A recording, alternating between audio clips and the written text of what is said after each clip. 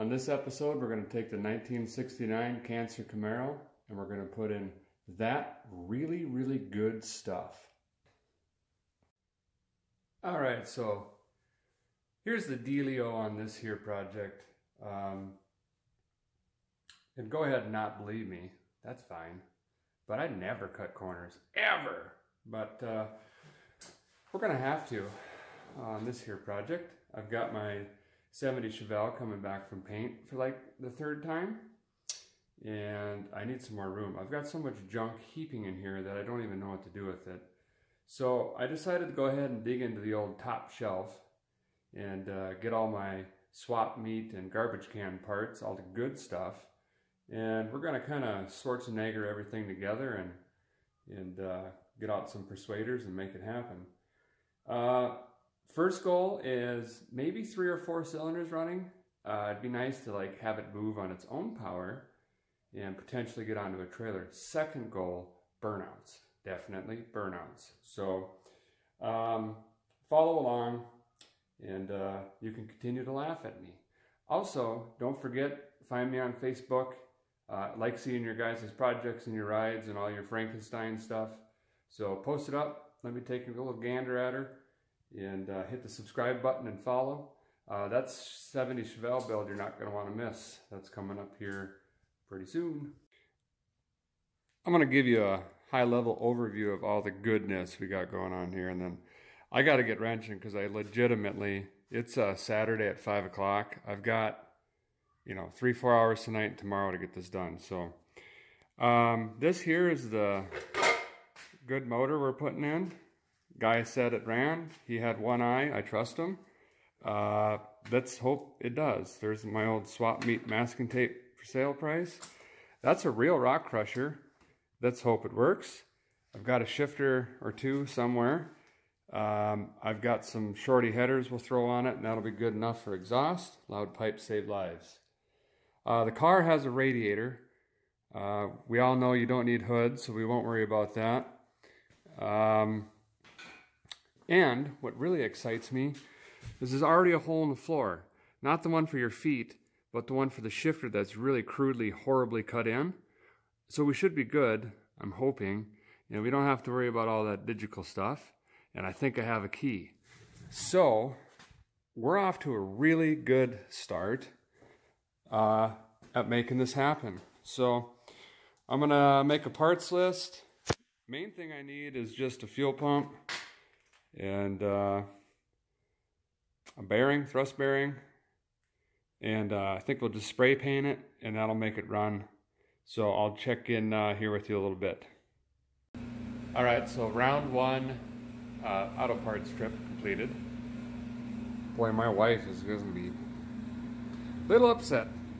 She needs windows, I need parts. So here's what we got so far. Most importantly is our engine rebuild kit. You gotta have new rings and stuff like that. And I wanted to show you this. That was pretty, isn't that neat? I mean, that's how you know they ran. When that stuff just pours out like that. We'll blow the cobwebs out of her though.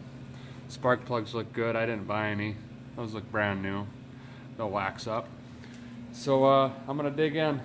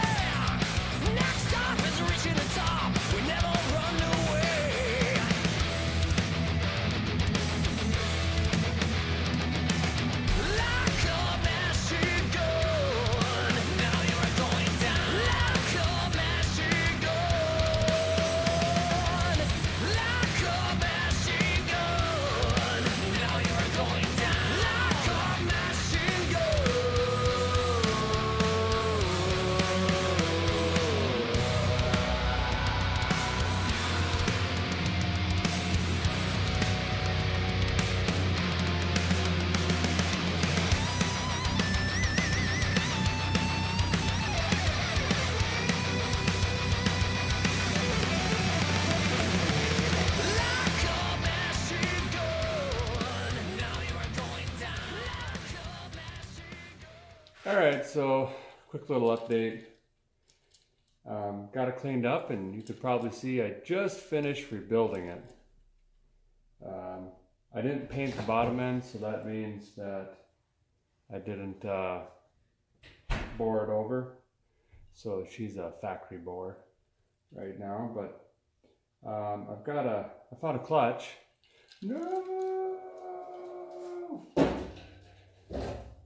This one here was in my garden shed, and I think it's probably got 1 or 2 good clutch drops left in it, and that's probably all we need. So I'm going to get the flywheel on and put this puppy in there and get the rock crusher bolted up here for you.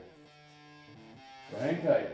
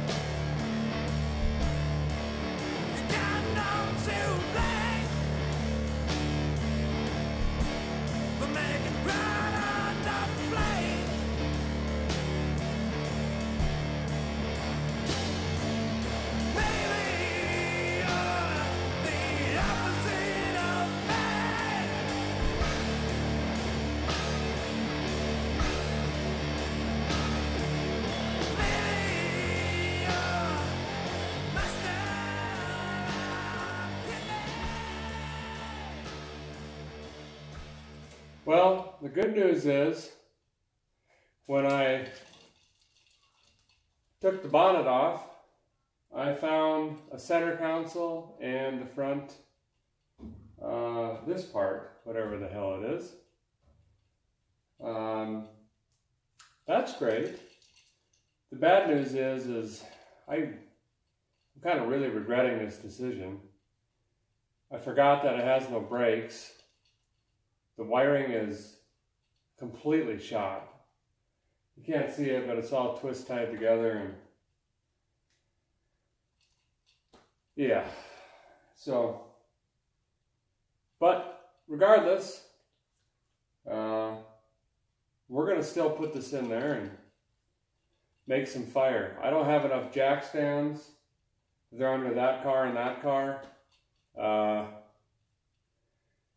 And I don't think I have enough jacks, so this is going to be really interesting, but we're going to give her a whirl and see if we can ease it on in there.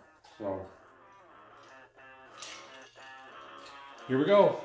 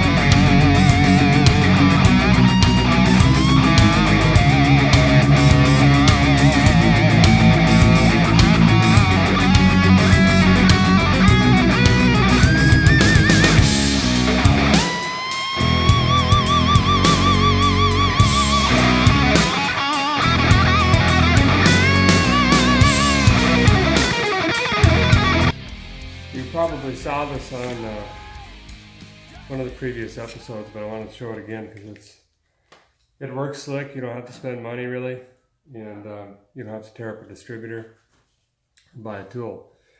So when I put old motors in, I like to check, make sure that the oil pump's working, they get oil pressure, and then just get everything pumped up, get the lifters pumped up, make sure they get the oil in the bearings and everything like that. There's a chance we're going to have to crank it for a while, so I want to get everything lubed up. So what I do is I keep the distributor out of it. I take a screwdriver, and all I did was took a death wheel and cut the end off of it. And if I want to use this again, I could just slide it back up. And if I want to use it as a primer, I slide it down. And then I chuck it in my drill, like this. And then all I do is run this down the distributor hole, and I can prime my engine. You can see in the background here, I've got my super special fancy gauges just temporarily hooked up. And at the RPM that this drill spins, I get about 18 pounds oil pressure. And I got it all the way up through the push rods into the rockers. So we're definitely good to go. So I'm good to go ahead and sink the distributor in.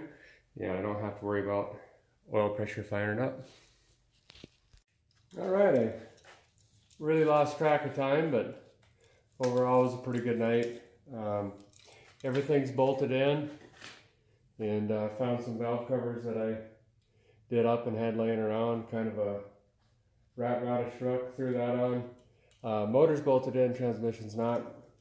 Dropped the distributor in, so tomorrow we've got headers, starter, drive shaft, digital electrical lines, and then no one seems to carry radiator hoses for a 69 Camaro, so probably just going to get some of those really cool, awesome looking universal flexi jobbers. Get some cooling, and that water pump is off of like a 74 Chevy pickup, so I can't find a water pump pulley for it, so that's the other challenge for tomorrow. But I'm going to get a few hours of sleep and then get up and hit it again tomorrow. So okay, so day 2, last day. We're getting a really late start. I'm hungover a little bit. And how many parts stores did we go to? 3. Three different parts stores just to find an upper radiator hose. And we're probably not even going to get that far, honestly, but I hope so, because this has got to get out of here tomorrow. So I'm going to, and I don't know why I can't figure this out, it's just blowing my mind, but I've got to figure out how to make an upper pulley from a long water pump work on a short water pump that's from a Suburban but going on an Impala engine. Work with maybe a generator bracket. The newer style isn't working, nothing's lining up. So I got to finagle all that really quick. Work on fuel delivery, button up the carb. Meanwhile, Bradley's jacked up on Mountain Dew, so he's going to jump inside and dig out all the inside stuff, right? Mm-hmm. Where are you going to put all of it? Over there somewhere?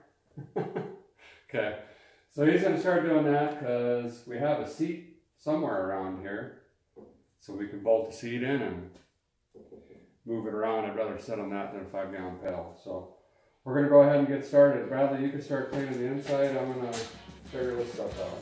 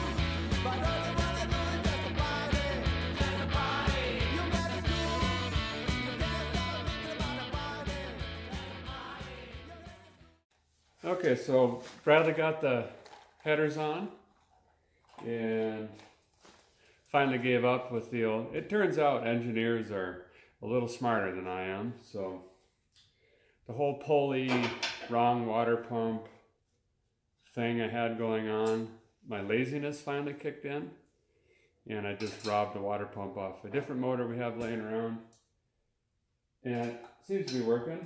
Fuel pump's in, fuel lines are ran. I'm going to go ahead and put spark plugs in it. Didn't plan on doing this, but the other ones are so bad.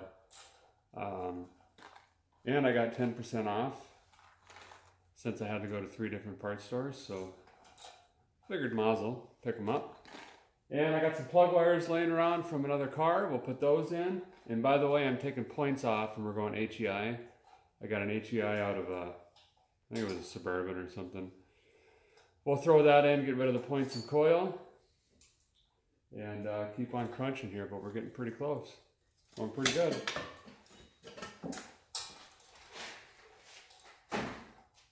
You got enough washers for that? Mm-hmm.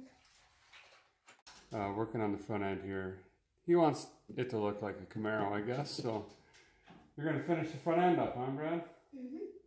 And I think we're going to try to even put the grill in it if we can. I'm working on the transmission. It's actually looking pretty decent. I'll drag you into there in a minute, let you see it, but I'm gonna get the bolts in the transmission, stab the drive shaft in, then got to figure out the shifter and linkage, which is kind of the next big hurdle and probably the last hurdle. I think everything else is looking pretty decent. I'll take you over here and you can take a look. So here's kind of where we're at. Just need to get a belt for the alternator, which I'm really not too worried about. We can fire it up on just a battery. The wiring is absolutely atrocious in this thing, so that's something else we're gonna have to kind of work on. Bought this car on eBay, ran a drive, the guy said, and after I pulled the completely blown up 350 out of it, started discovering a lot of this stuff, and it's kind of sat since. Also, it got its name Cancer Camaro because this has probably got the worst rust I've ever seen in a first gen Camaro. So we'll hit this hard in a future episode, but like I say, just plan right now is to go hide it in a tree row somewhere and get the Chevelle finished. So I think Brad's ready to grab the grill and throw it in the front, huh, bud? Mm-hmm. Okay. All right. Ouch. So here we go. Transmission thing. Schwarzenegger thingy. Got some of these doodads lined up pretty good. Just gotta try to move it that way about a degree. 3/64. Got some tailpipes down here. I think we're gonna just, I don't know, zip tie them up or something, but they gotta get out of the way after I figure out how to move this.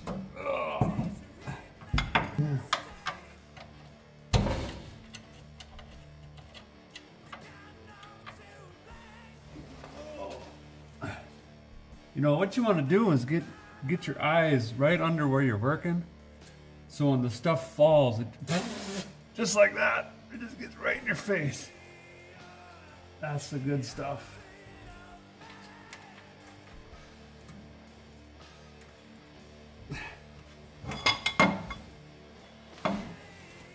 Got it. So one more, and then gonna snip the old drive shaft in here, and then we got to figure out all that stuff. I don't know, all else fails, we'll just stick the hand through the floor, and all we need is first gear. Do some burnouts, right? So, okay. This is such a bad idea. Well, I've tried all 314 belts in my garage, and of course none of them fit. and I went to the old O'Reilly's, and of course the one they gave me was like a friggin' Toyota Celica or something. So I'm going to show you how I figure out what belt to get, and then I take it to them and just say, here, do this. So what we have is a piece of wire right here, and I just run this around my pulleys, and I take some gaff tape and tape it together, as you can see right there, and then all I have to do is just slip this off, run this in, and say, hey, I need a belt this size. Well, we were getting really close, and I hooked the fuel line up, and even just the gravity-fed fuel pressure completely burst the fuel line back here. So I'm going to show you what I'm going to do, because I'm going to fix it right and just get some old rubber hose and zip tie it up. Also, you can see why I call this car the Cancer Camaro. Yeah, she's pretty bad, and someone really crudely put some quarters on it. But here's where I'm going to cut, right here, the old steroid line, and that's my exhaust zip tied up, and my fuel line plugger upper seems to be working pretty good so far. And I'm just going to run rubber all the way through down here. And while I'm back here, I'm going to run some spacers so I can fit those tires that the interwebs say are too big to fit, but I'm going to make them fit. Right now they rub a little bit, but we'll jerry rig them on there. So I'm going to get these fuel lines buttoned up, and then we're going to get to cranking on the motor and see what happens. Alright, so probably one of the worst feelings is when you hit the key and smoke comes out of the dash. So I chased down a bad ground and found a couple shorts. I got that figured out. I basically just started cutting everything out that I'll fix later. All I need is power to the starter, a trigger wire for the starter, and power to the distributor, which is switchable. I found that. You can actually pull it right off the old coil. Just use a test light or a multimeter. I'm completely guessing on timing. I'm just looking at the rotor and its orientation to the #1 cylinder on here. So by how I have it set there, I'm guessing that I'm advanced. I'm going to dump some fuel in the carburetor bowl and let her buck, see what we get. Fingers crossed, it should fire right up.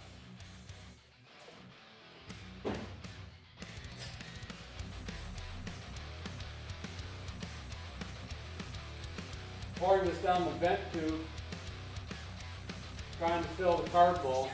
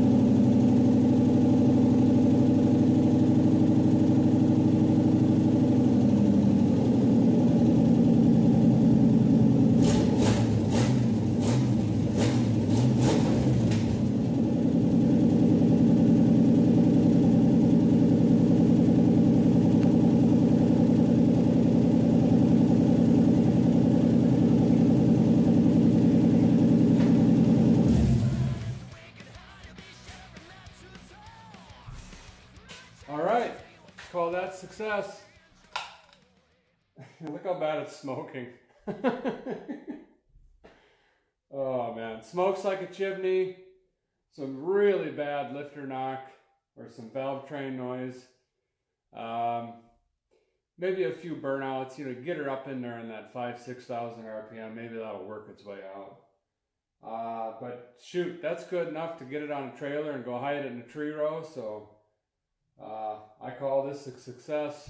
2 days just in time. It's getting dark. So thanks for watching. Hit the subscribe button. Stay tuned. I've got a 6-liter LS we're going to put in this very soon.